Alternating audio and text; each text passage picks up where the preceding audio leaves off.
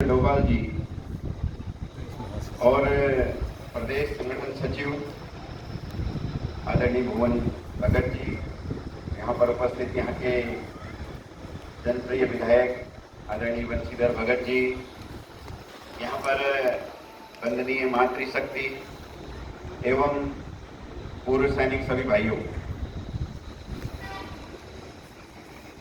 बहुत अच्छी संख्या में हम सब सदस्य यहाँ पर उपस्थित हैं। अभी डोभाल जी ने बहुत अच्छा विषय संघ स्थापना से लेकर के और संघ शताब्दी के आगे के संघ का अगला चरण ये पूरा विषय रखा है, तो इसलिए बहुत कुछ कहने को नहीं है राष्ट्रीय स्वयंसेवक संघ की। और ये कुल मिलाकर के जो हमारा विचार परिवार है, कुल मिलाकर के हमारा जो ये विचार परिवार है 100 वर्ष 27 सितंबर 1925 नागपुर वहां से प्रारंभ हुआ संघ। तो अभी 2 अक्टूबर और इस 2 अक्टूबर की विजयादशमी को अपने को 100 वर्ष पूरे हो गए।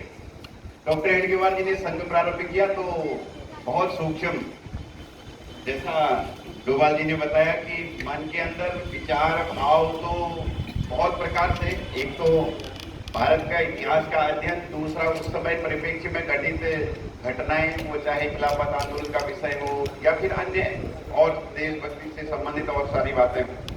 तो सबको लगता ही था, क्योंकि निरंतर रूप से इस देश के अंदर अनेक ऐसी बातें हुई, हम पूरी तरह से परास्त भी नहीं हुए लेकिन पूरी तरह से विजयी भी नहीं हुए।